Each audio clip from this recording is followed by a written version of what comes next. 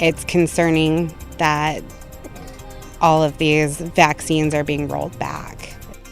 Now at 7, concerns and confusion after the CDC rolled back 7 vaccines from its recommended shots for children. This comes as flu activity reaches its highest level in 25 years. How local health experts are responding. Plus, a look at the site where investigators say a helicopter crashed into a slack line in Arizona, killing 4 Oregonians. What we're learning in this investigation. One of our big stories, the winter storm warning up and down the Cascades takes place today through tomorrow night. We're still looking at snow levels eventually down to 2,000 feet and feet of snow coming to the Cascades in my forecast.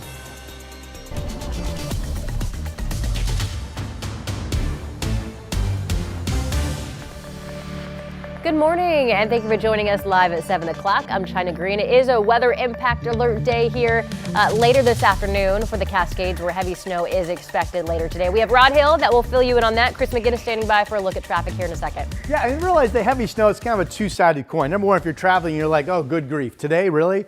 It's all dry up there this morning, and really, I think you've got to get past at least 2 or 3 before we start to see some really impactful conditions up in the high country over the Cascade passes. So you've got some time to get up over the hill, but it will get bad later today and tonight. More on that coming up. In the meantime, the rain here in the valley starting to pick up. So far, it's light rain, and still thinking whatever we have between now and 9 o'clock will be just that, very light rain.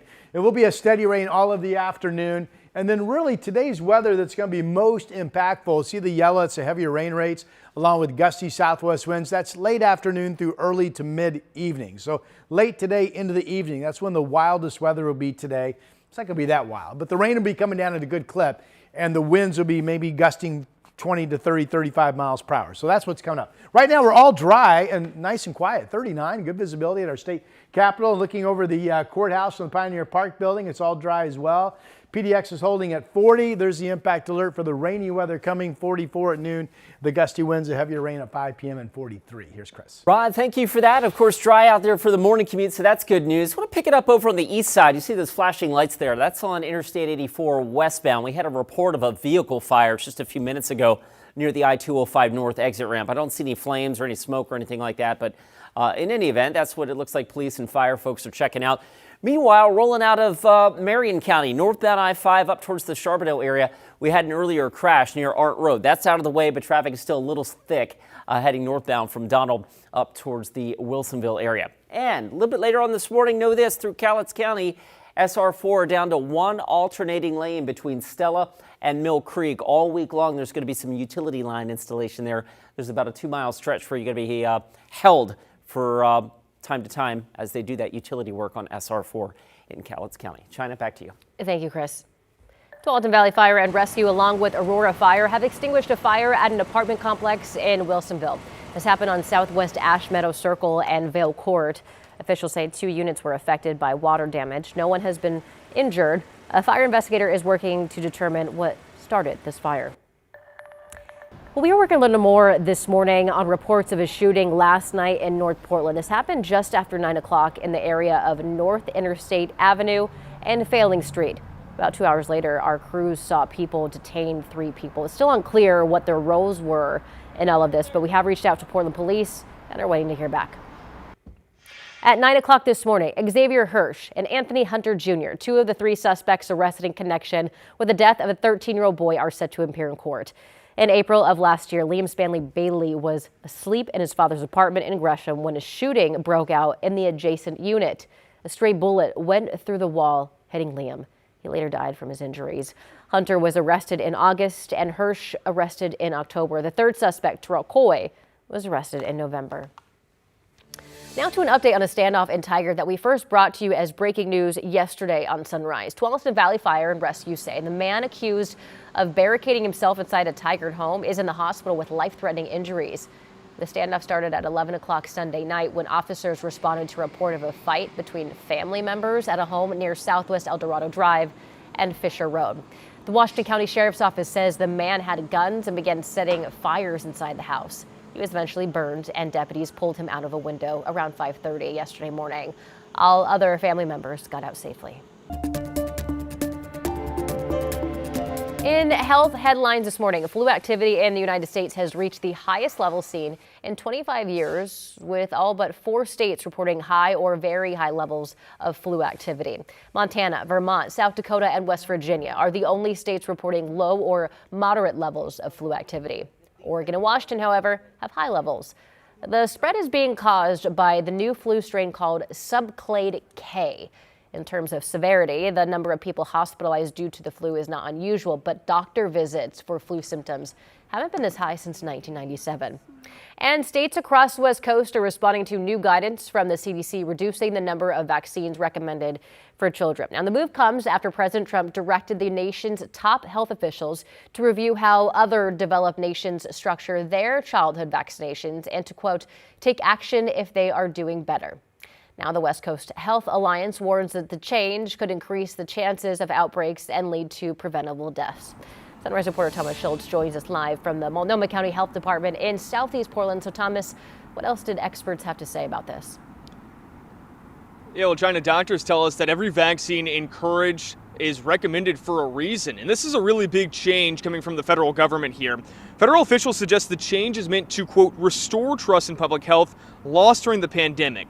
That rolls back recommendations for 7 childhood vaccines: chickenpox, flu, COVID, RSV, hepatitis A, meningitis, and rotavirus. Though some of those are still recommended for high-risk patients. Still, parents we spoke with say they'll continue to get all the vaccines for their children previously recommended. It's concerning that all of these vaccines are being rolled back. It's not safe.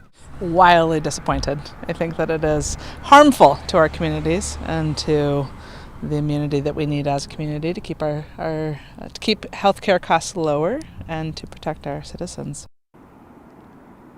A pediatrician we spoke with says each of these vaccines was recommended for a reason. RSV, for example, is the leading cause of infant hospitalization, according to the American Lung Association. Babies get really sick, and with the introduction of the RSV vaccine, we've seen huge decreases in kids getting that sick. The Oregon Health Authority tells us that they will continue to recommend all of these vaccines as is recommended by the American Academy of Pediatrics. Of course, that is in correlation and different from what the CDC is now recommending. Jenna? All right, Thomas Schultz reporting live for us. Thank you, Thomas. All right, let's get back to our weather impact stuff today. Take a look at this video showing what not to do if you see a snowplow. The New York State Department of Transportation posted this video reminding drivers to never crowd or pass the snowplows. In the scenario, the driver sped past an active snowplow by going over the yellow line and nearly crashing head-on with an oncoming vehicle. And though this was in New York, it's something to remember here in the Northwest as we prepare for the Cascades to see some of the heaviest snowfall of the season so far this year. I do know that meteorologist Rod Hill is very excited to talk about this morning. You know, it is just absurd that it's January and going strictly by my memory, this is the first winter storm warning of the season for the Cascades. We've had winter weather advisories and 6, 7, 8 inches and all that. But this is the first time we've had the all-out storm warning and all-out forecasting feet of snow, which we need. Now, the storm for the mountains gradually picks up really this afternoon. It's all dry up in the high country this morning and will be for hours to come. We are now seeing the rain. It's all light stuff pick up here in the valley, and I just don't think the weather's going to be that impactful here in the valley because there's going to be really light rain rates to start until we get closer to the noon hour. Now, by the noon hour, now it's been raining for a little while, and the rain will be steady, and then once we get into late afternoon, here's 4 o'clock, here's 6, and here's 8.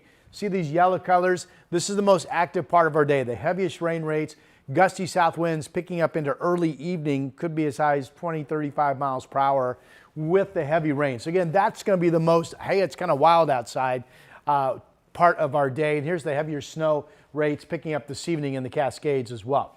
Right now, well, we now have a raindrop on the lens from the Vancouver, the Springs at the Waterfront camera, 41 degrees, looking at good visibility across the Columbia. Temperatures are 30s to low 40s out there to start your day. It's been dry overnight, but now we're starting to see some light rain come in from the west, 36 degrees in McMinnville.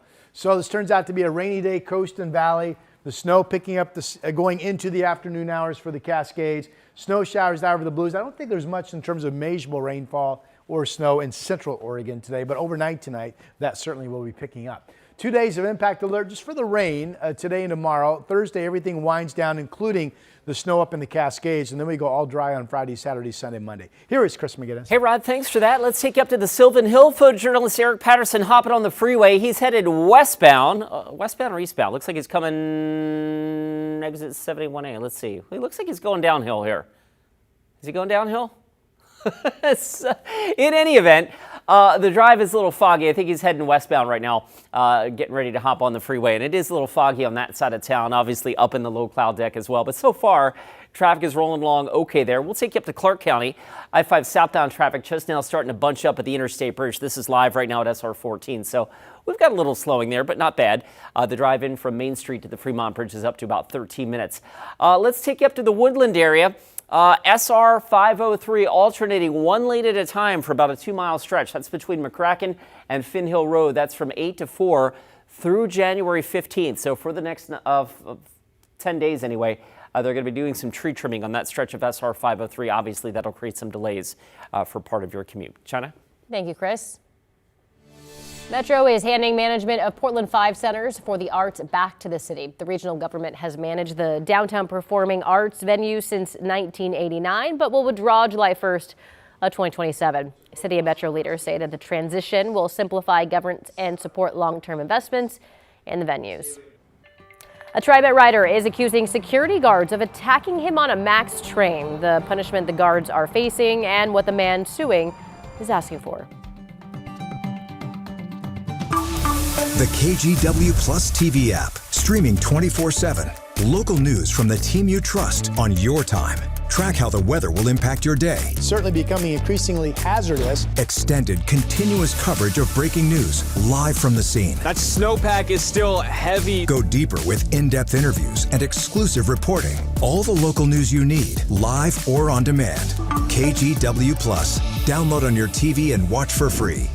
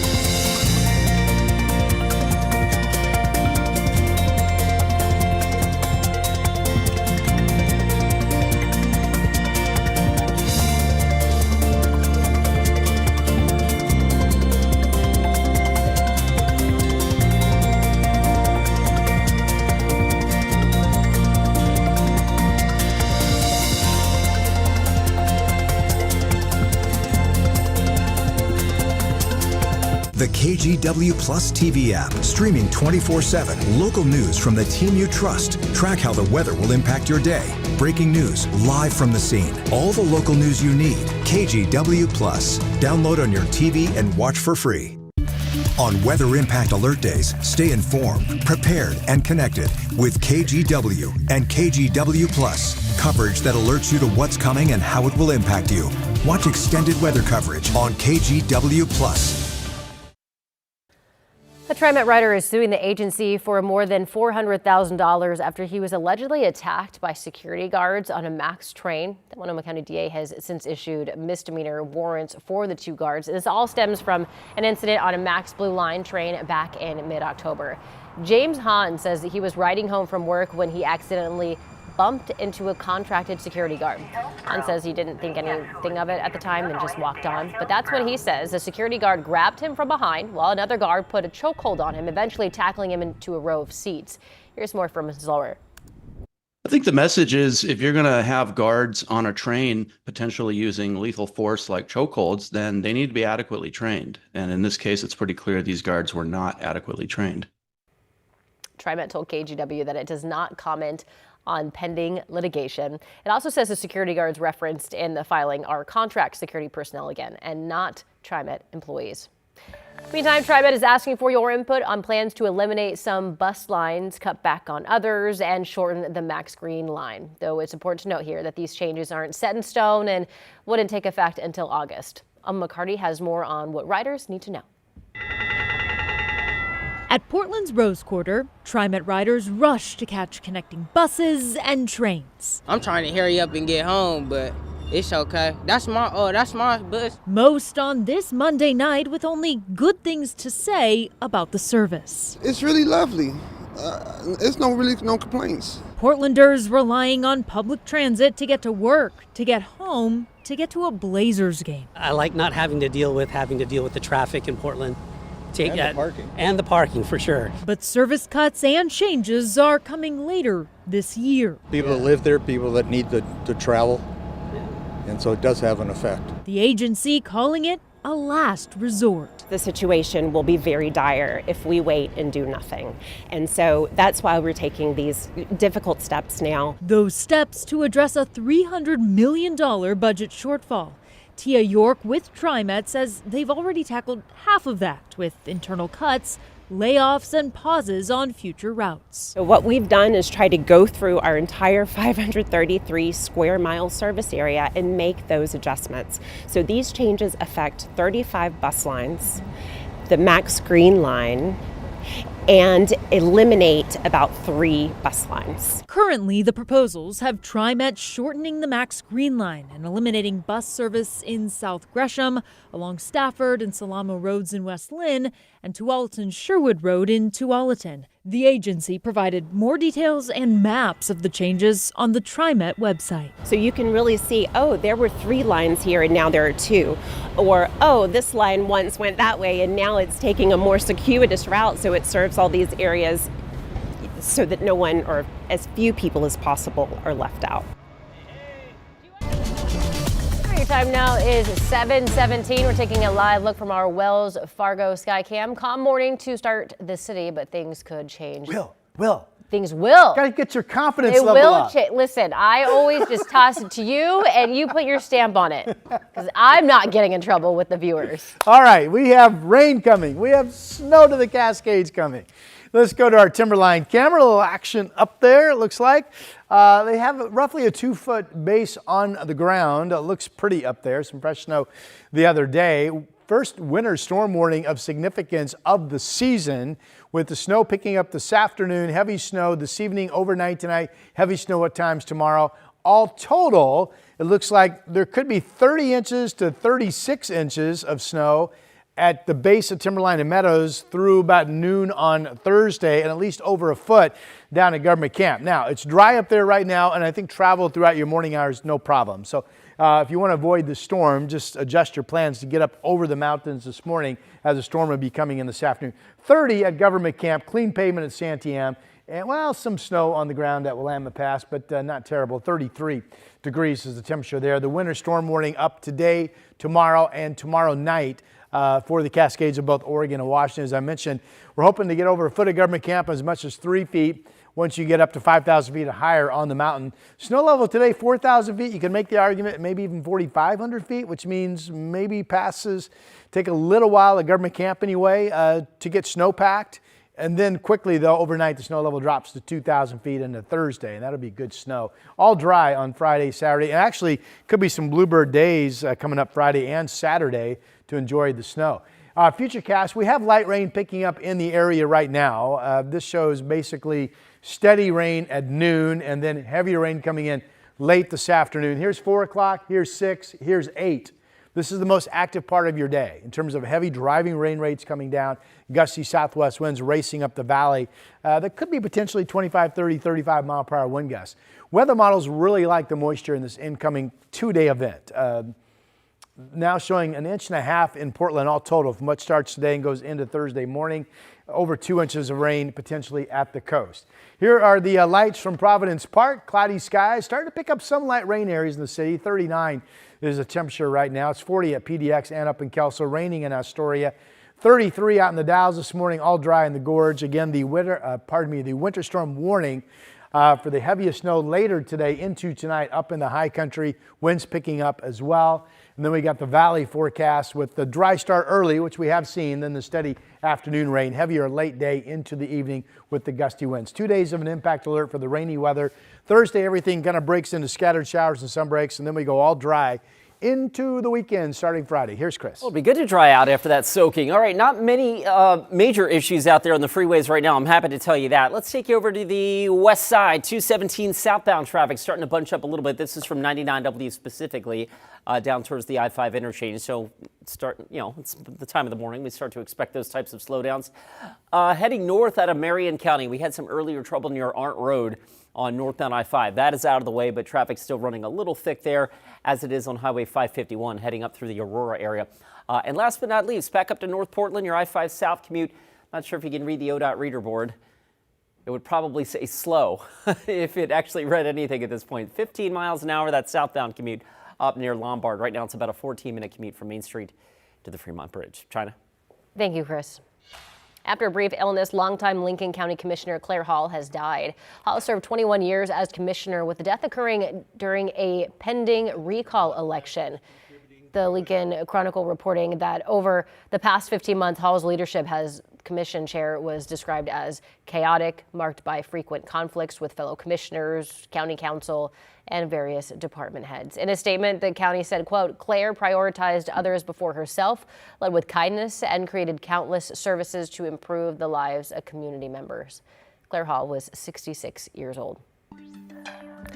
Governor Tim Walz no longer running for a third term. How his handling of a major fraud scandal is leading him to this decision. The KGW Plus TV app, streaming 24/7. Local news from the team you trust on your time. Track how the weather will impact your day. Certainly becoming increasingly hazardous. Extended, continuous coverage of breaking news live from the scene. That snowpack is still heavy. Go deeper with in-depth interviews and exclusive reporting. All the local news you need, live or on demand. KGW Plus. Download on your TV and watch for free.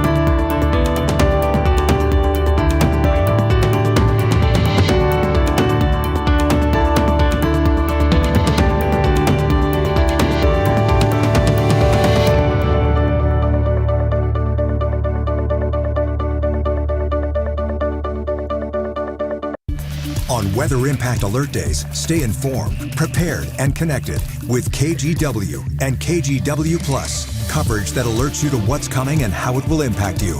Watch extended weather coverage on KGW Plus. The KGW Plus TV app, streaming 24/7. Local news from the team you trust. Track how the weather will impact your day. Breaking news live from the scene. All the local news you need. KGW Plus. Download on your TV and watch for free. But just a few months after announcing a bid for a third term as Minnesota governor, Tim Walz dropped out of the race on Monday. The decision follows growing criticism over his handling of a major fraud scandal in the state. Ashley Grahams has the latest. Monday marked the end of a brief re-election campaign for DFL Governor Tim Walz. I came to the conclusion that I can't give a political campaign my all. As criticism grows over his handling of fraud in state programs. Once you get yourself mired in this kind of a problem, it requires full time on your part. Arnie Carlson served 2 terms as governor of Minnesota in the 1990s. The former Republican governor was state auditor before that, in charge of protecting Minnesota's tax dollars. Before Walz stepped aside, Carlson was quoted in a Star Tribune column on the state's fraud crisis, saying the first thing is for Governor Walz to announce that he is not running for re-election. Though Carlson says that's just the first step toward addressing the issue, he was quick to point out the state was warned for years that internal controls were insufficient. That warning was repeated year in and year out until finally, I think it was in 2021, the FBI came in and the rest of it is history. So you really need to revamp your entire management system. Carlson suggests starting that revamp with the expertise of private sector leaders. And this is a very good time to start forming some partnerships. Minnesota's in trouble. The question now for voters is who will seek the DFL nomination. I am absolutely confident a Democratic and a DFLer will hold this seat come November. A source close to longtime U.S. Senator Amy Klobuchar says she is seriously considering it, though she hasn't made a final decision. She'll be a very strong candidate. And so it's going to be up to the Republicans to see if they can match her in terms of her political strength. Now to your Morning Rush, the Corporation for Public Broadcasting, which helped fund NPR, PBS, and many local TV stations, is officially shutting down. This comes months after Congress passed spending cuts that stripped it of more than $1 billion in funding. The cuts to federal funding have inspired donors from across the country to donate to public broadcasters, but it's unclear how long they can survive on donations alone. The Department of Justice says more than 2 million documents in the Jeffrey Epstein files still haven't been released. The DOJ was expected to release everything in December under a law passed by most of Congress late last year. Officials now say they need more time to sort through papers, photos, videos, and audio files before the FBI system. And check out this security camera video capturing a monkey named Chester on the loose, causing a commotion inside a music store in Tennessee. He tossed around a box, played with a keyboard, I think it is over there. Authorities say the monkey entered the business through a small pet door and thankfully did not damage any expensive items. And that's a look at your Morning Rush. The ousted Venezuelan leader appeared in a U.S. court while the future of the country remains uncertain. We have the latest on this at 7:30. Plus, a closer look at the spot where a helicopter crashed into a slack line in Arizona, killing 4 Oregonians. We'll be back in a couple of minutes. KGW Plus TV app, streaming 24/7. Local news from the team you trust. Track how the weather will impact your day. Breaking news live from the scene. All the local news you need. KGW Plus. Download on your TV and watch for free. On Weather Impact Alert Days, stay informed, prepared, and connected with KGW and KGW Plus. Coverage that alerts you to what's coming and how it will impact you. Watch extended weather coverage on KGW Plus.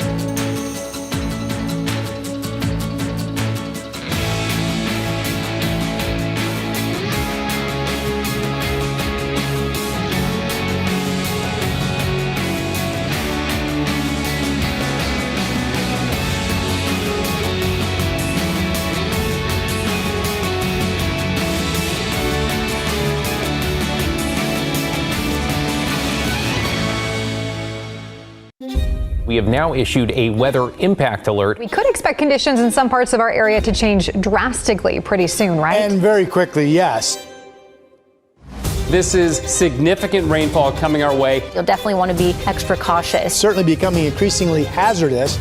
We've got the potential for some tree limbs or even trees or power lines to come down. Of course, when you hear thunder, it's always best to take cover. On Weather Impact.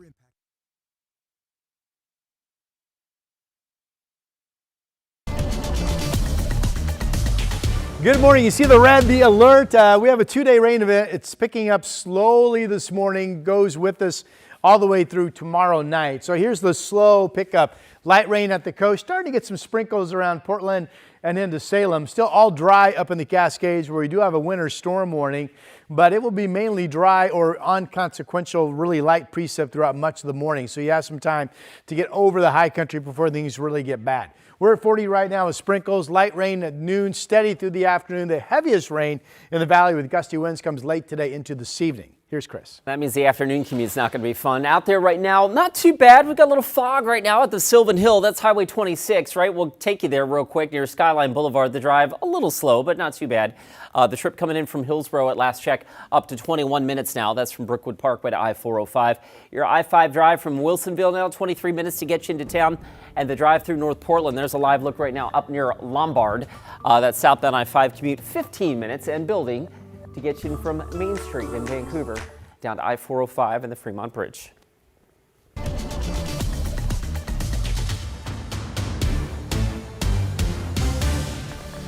Good morning. We are taking a live look from our Timberline Lodge Skycam because KGW has issued a weather impact alert for the Cascade. That starts later today. We are talking about 2 to 3 feet of new snow. That's something that many ski resorts have been waiting for. Praying for, dreaming of, quite frankly, demanding. Yeah. Yes. Yes. I remember in October or November, you were talking about how, the ski season, there was a few years where it didn't open until after Christmas and stuff. I'm like, how has that happened? Especially compared to last year. Yeah. We got going in November. Yeah. And yet, here we are. And this is the first time we're projecting 2 feet, maybe 3 from one storm this winter season. Yay. So we definitely need to get going. This storm, assuming we stay cold in the coming weeks, has a good chance to solidify a solid base. So that's great news. All right, here's what's going on. Let's start at the bottom with the rain coming in off the Pacific. Rain picking up around Astoria. We're starting to get more of a moderate rain there. So far it's low clouds and we're starting to get increasing traceable amounts of rain or sprinkles here in the valley. That's starting to look wet down in the state capital. 39 is the temperature. The cloud base is lowering with some sprinkles and light rain starting to pick up around Portland. 40 degrees out at PDX. We'll call it sprinkles right now in the valley. This slowly picks up this morning, and then by noon we're certainly in a widespread light, steady rain, and then it rains the rest of the day. Now, what you really need to be aware of if you're staying down here in the lowlands is the heavier rain as early as 4 or 5 and continuing through 7 or 8 with gusty southwest winds up to about 35 miles per hour. That's when the surface front comes in. Winter storm warning for the Cascades. We'll talk more about that coming up in about 8 minutes. Here's Chris. So obviously be prepared for what could be a very slow afternoon commute. The good news is the morning commute, as we look at the freeway cameras, we're getting busier, but I don't have any major trouble out there just yet. 22 minutes to drive in from Hillsborough, 23 minutes north from Wilsonville. Let's take you up to Cowlitz County. Got a couple of traffic alerts there. SR 503 alternating one lane between McCracken and Finn Hill Road over the next 10 days. As WashDOT does some tree trimming on that stretch of SR 503. That will certainly create some delays, daytime hours there. Also, through the remainder of the week from 8 to 4:30 up near Stella. They're doing some utility line work on SR 4. Once again, alternating a single lane of traffic through that stretch west of the Stella area. So be aware of those possible delays in Cowlitz County today and actually for the rest of the week. China? Thank you, Chris. In Washington, D.C., the debate continues over whether the U.S.'s military raid and capture of Venezuelan leader Nicolas Maduro and his wife was legal. This as the two pleaded not guilty to federal drug and weapon charges in court yesterday. NBC's Alice Barr brings us the latest. Fresh tensions in Venezuela as overnight gunfire rang out in Caracas. Two White House officials tell NBC News the administration is closely tracking the situation and the U.S. was not involved. While in the U.S., Venezuela's deposed authoritarian leader Nicolas Maduro and his wife Celia Flores pleading not guilty to federal drug and weapons charges. Maduro saying in a New York courtroom that he's still the constitutional president of Venezuela, calling himself a prisoner of war. U.S. Attorney General Pam Bondi defending the Trump administration's move to capture and remove Maduro, accusing him of bringing tons of drugs into the U.S. This was well within the president's Article 2 powers. It was a law enforcement function to arrest indicted individuals in Venezuela. President Trump has repeatedly said the U.S. is now in charge in Venezuela, even as interim president and Maduro loyalist Delcy Rodriguez was formally sworn in. While in an exclusive interview with NBC's Kristen Welker, President Trump asserted the U.S. is at war with people that sell drugs, not with Venezuela, as Democrats slam the administration for acting without congressional approval. It was military action, not a law enforcement action. Republican leadership defending the use of force after a classified briefing for the Gang of Eight top congressional leaders. The administration is acting consistent with the law And that's what we discussed in the room tonight. President Trump telling NBC News the U.S. may reimburse oil companies that help rebuild Venezuelan infrastructure, aiming for expanded oil operations within 18 months. In Washington, Alice Barr, NBC News. We also spoke with a former Venezuelan diplomat who is now living in the Portland area. So he emphasized that many Venezuelans, as well as foreign governments, did not recognize Maduro as the country's legitimate president. Alejandro Martinez, who came to Oregon as a refugee a couple of years ago, calls the arrest great news for his country. Martinez spent years fighting for justice as a leader for the Venezuelan Democratic opposition. At one point, he served as ambassador to Colombia for the interim Democratic government. He says many people don't realize that before dictators came to power, Venezuela had a strong democratic government. We have had a parliament that did the job, that respected the constitution, the institutions, in which a country in which political parties could go to elections, and that was respected. Maduro controlled the executive powers, of course, but also the legislative power, the judiciary, and even the electoral power. Martinez hopes that his country will now begin to rebuild its once lucrative oil industry and regain its balance of power. A new overnight emergency shelter has opened its doors in Southeast Portland. The Southeast Grand Recovery Shelter is for people looking for a drug and alcohol-free environment. It'll be open from 9 p.m. to 7 a.m. each night. The shelter has 140 beds, though it can expand to 200 as needed during severe weather. Transition Projects will run the shelter in partnership with the city. As part of a community engagement plan, there will also be a focus on keeping the area within 1,000 feet of the shelter clear from other camping. Meantime, the Multnomah County District Attorney is creating new affordability around the county's deflection program. So in its first year, Multnomah County spent more than $8 million on this program. Law enforcement referred 520 people to deflection, and just over 100 people completed it, which means they followed through on a referral. Now, DA Nathan Vasquez plans to charge people who don't, quote, meaningfully engage with the program. KGW's Blair Best asked him what that would look like. For me, what it really comes down to is the person actually taking some steps. Did they go to some meetings? Did they enroll in a detox center? There are lots of options, and I'm someone that believes there's a lot of different pathways to sobriety and to getting healthy, and so I'm not trying to be overly prescriptive and say it has to be this one way or the other. It's about allowing for many pathways to treatment. You can watch the full interview with DA Vasquez streaming anytime on our TV app, KGW+. We are following up on the helicopter crash in Arizona that killed 4 people from Oregon. Sean Rice with our affiliate station in Phoenix went to the spot near the town of Superior, where investigators say the chopper hit a recreational slackline strung across the mountains. I'll give you an idea of what it looked like from, again, talking to the property owner. We're on his land. He says that this slack line was all the way up there, maybe a little bit higher than we originally thought, and that it was strung, as the FAA says, a kilometer all the way across this canyon, all the way to that other ridge right there. So we presume, just from being out here and standing where this went down, that the helicopter most likely was traveling west this way, clipped that slack line, and sort of, I guess, kept trying to go, because we're a good distance away from where it would have been strung, and then just crash landed right where we're standing. Right now, it's still unclear who put that slackline in place. About 24 hours after the crash, the International Slackline Association released a statement saying the line had aviation markers and that a NOTAM had been filed with the FAA. But after speaking with the property owner off camera, there are still major questions. He tells us the people who installed the line never asked his permission to place it on his private property. He also says the Arizona Forest Service is now building a timeline to determine when the line was installed and whether all required guidelines were followed beyond filing for that NOTAM. The property owner also told us he personally knew the pilot, calling him experienced and familiar with the canyons. He also shared his deep sadness over the loss of the pilot and his 3 nieces. The victims, including a pilot and 3 passengers who were related, are from Echo, Hermiston, and Baker City. That's according to social media posts from family. The NTSB is investigating.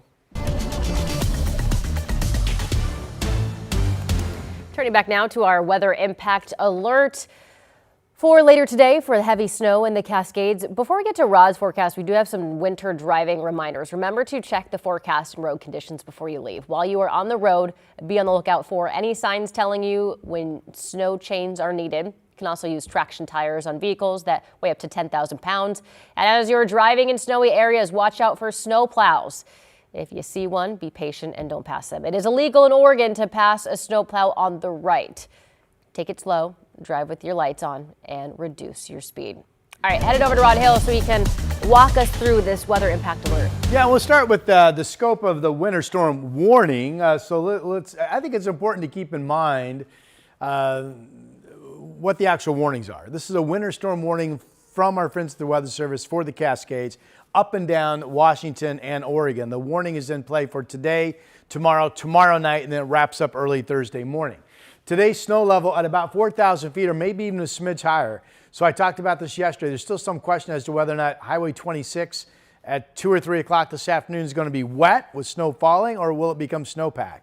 So sometime before it gets bad. And then overnight tonight, snow level quickly comes down to 2,000 feet. Certainly every pass gets very quickly snow covered and ice packed. All total, we think there could be as much as 3 feet of snow from 5,000 feet and higher. That's Meadows and Timberline, at least over a foot coming to Government Camp. Snow levels remain low Thursday as everything winds down. Then we go all dry.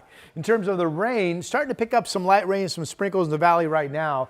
Once we get to the noon hour, it's all steady, nonstop rain. And then the heavy rain rates in yellow. Here's 4 o'clock, here's 6, here's 8. That's the most impactful part of today for Portland, Salem, and Vancouver.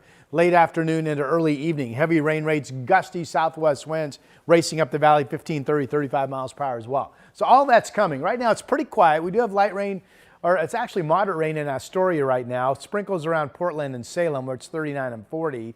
Snow and rain showers moving out east during the day today. Central Oregon, I don't think there's much measurable rainfall, kind of in a shadow there until we get into tonight. 2 days of impact alert weather for this 2-day rain event. Today and tomorrow here in the Rose City. It all winds down Thursday. We go dry Friday, Saturday, Sunday, Monday. Here's Chris. Rod, we've got ground truth to verify your radar. Raindrops on the camera lens here, or at least on Eric Patterson's windshield. This is up at the Sylvan Hills. Just a few light raindrops, and he's kind of up in that low cloud deck, right? And of course, you can see the, thank you, Eric. Got the headlights on and the windshield wipers going. Your drive in from Hillsborough right now is up to about 23 minutes at last check. Meanwhile, I've got some trouble now in Southeast. It looks like westbound Powell Boulevard near the Ross Island Bridge. We've got a crash here that has the westbound right lane blocked. This is just east of the Ross Island Bridge. So we'll take you out to Milwaukee Avenue, and you can see that westbound commute on Powell starting to really plug up. So give yourself a couple of extra minutes if that's your typical drive to get across the river westbound. China, back to you. Thank you, Chris. We are officially 1 month out from the Winter Olympics. We take a look at some of the star athletes, including figure skater Alyssa Liu. On Weather Impact Alert Days, stay informed, prepared, and connected with KGW and KGW Plus. Coverage that alerts you to what's coming and how it will impact you. Watch extended weather coverage on KGW Plus. The KGW Plus TV app, streaming 24/7. Local news from the team you trust. Track how the weather will impact your day. Breaking news, live from the scene. All the local news you need. KGW Plus. Download on your TV and watch for free.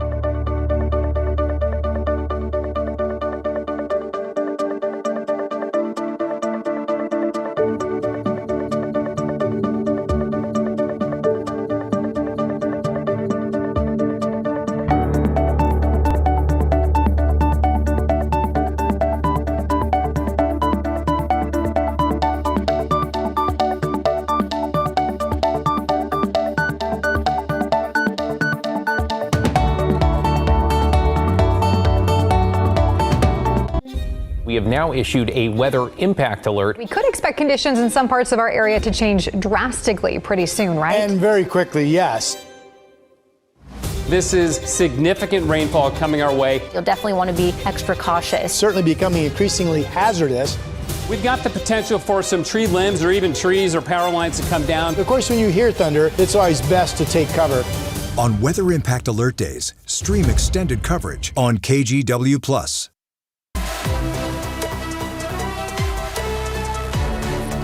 We are 1 month out from the Winter Olympics in Milan Cortina, Italy, which means it's time to highlight some of the athletes. With an eye for fashion and an edge on the ice, figure skating favorite Alyssa Liu is ready for her second Olympic stand. Alyssa Liu, you are the world champ. Oh, my Siley. I pierced it a little over 2 years ago now. Also, I did it myself. I had my sister hold up my lip, and I was looking in the mirror, and I had my piercing needle, and then I just put it through. Hi, I'm Alyssa Liu. I'm a figure skater, and I'm from Oakland, California. You know, someone called my style alternative, and I'd agree with that. You know how trees have rings for their age? I thought every year I'm gonna add a new halo around my hair. So it's been 2 years, so I have 2. Pretty soon, I'll have a new stripe. Are you into fashion? Yeah, I love fashion a lot. You know, Milan's the fashion capital of the world, so we thought we'd play a little game. This game is called Bold or Cold. So you're gonna tell me if the outfit is bold or it's cold. Okay. Oh, bold. Christian Gucci? Yes, y'all know me. Ooh, wait, what? I like this. I don't know what he's wearing though, but I really like her outfit. Bold for her, cold for him. Unfortunately, I'm sorry. Oh, bold. Come on, this is so cute. I would wear this, right now. I'm gonna go with bold. That was bold or cold? Hey, yes!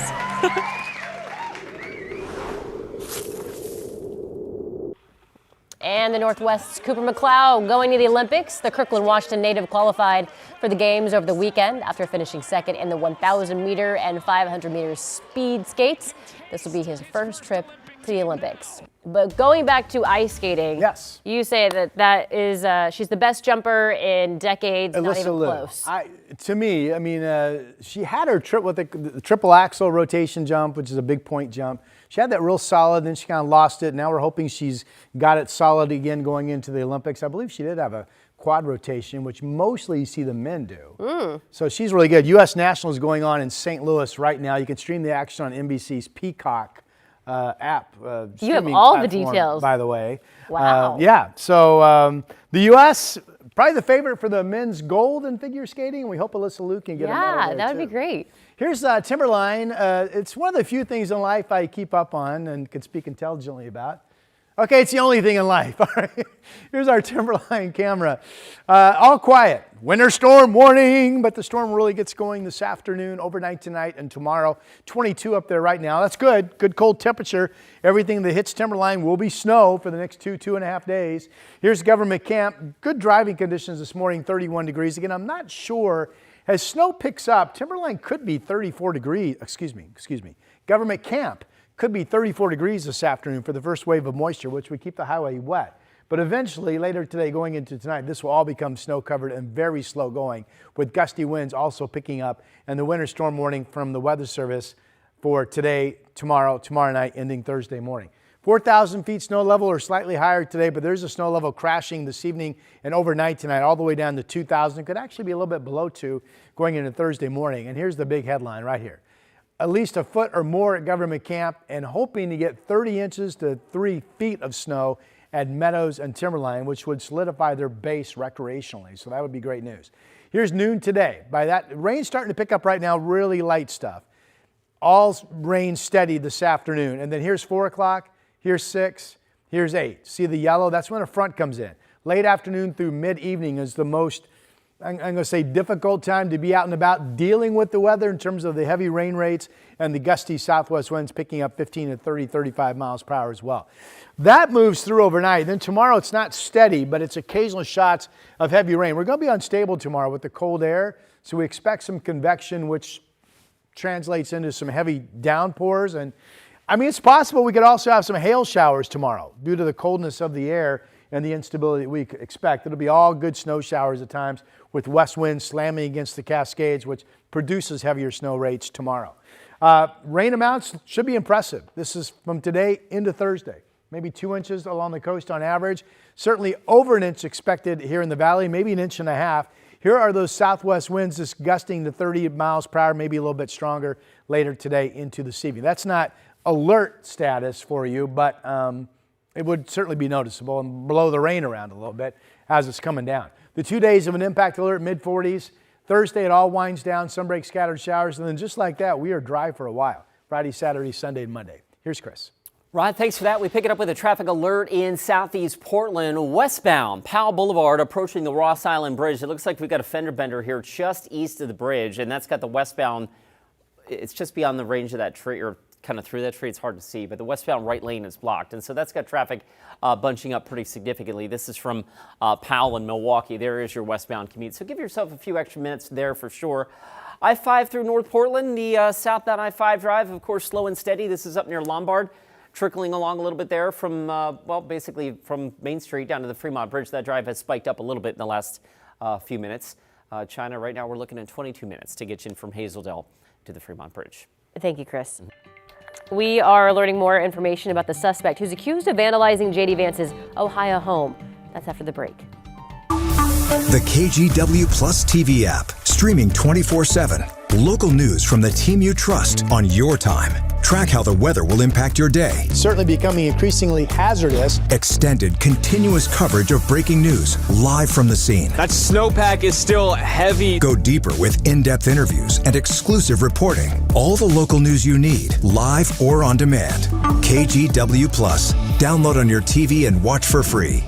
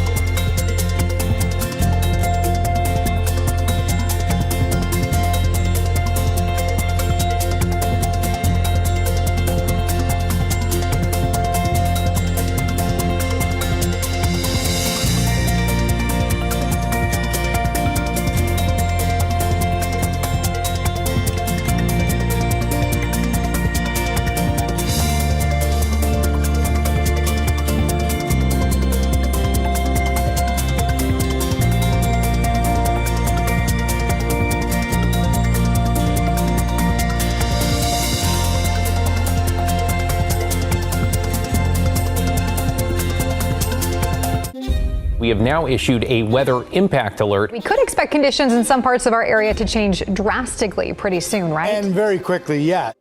This is significant rainfall coming our way. You'll definitely want to be extra cautious. Certainly becoming increasingly hazardous. We've got the potential for some tree limbs or even trees or power lines to come down. Of course, when you hear thunder, it's always best to take cover. On Weather Impact Alert Days, stream extended coverage on KGW Plus. A man is in custody after allegedly vandalizing the Cincinnati home of Vice President J.D. Vance. Karen Johnson has the latest in the investigation. A security breach at Vice President J.D. Vance's Cincinnati home, prompting an immediate response from the Secret Service and local police. Dispatch from Secret Service, we have a possible break-in going on at our location. Can we confirm an offense, or do we just have a trespasser or a suspicious person? Right now, they said he assaulted the house. He's running down. So they do have him. William DeFore taken into custody almost immediately. Just after midnight, investigators say the 26-year-old ran up to Vance's home and started smashing windows with a hammer. There was also damage done to the vehicle parked in the front of the driveway. Damage to an SUV owned by the Secret Service. When questioned by police, DeFore reportedly told them he lives with his parents in Hyde Park and has mental health issues. He did say he has a diagnosed disability of schizophrenia. Just the way he's acting, it may help. We can have mom and dad come down here to this location. They may be able to fill in the gaps, especially through the way he's acting. DeFore was arrested and charged with vandalism, criminal damaging, criminal trespass, and obstructing official business. WLWT Investigates found he has prior arrests. In 2023, he was arrested for criminal trespassing on UC Health's psychiatric emergency services property. He was found not competent to stand trial, and the case was dismissed. A year later, DeFore was arrested for vandalism at a Hyde Park business. Records show he pleaded guilty, but was granted treatment in lieu of conviction. Back to your local headlines. The pilot of the Alaska Airlines flight that sustained a door plug blowout over Portland 2 years ago is now suing Boeing and Spirit Aerosystems. The lawsuit filed in Multnomah County Court alleges manufacturing errors, including missing bolts and defective work, led to the explosive decompression. Everyone on board survived. The pilot, who's seeking $10 million in damages, also says Boeing damaged his reputation by implying that the flight crew was at fault. A neighborhood street is shut down in northeast Portland following this mess. It turns out that a water main broke over the weekend, and while crews were trying to repair it, a truck and backhoe both sunk into the pavement. That's when the Water Bureau realized that the structural integrity of the street was compromised and bigger repairs would be needed.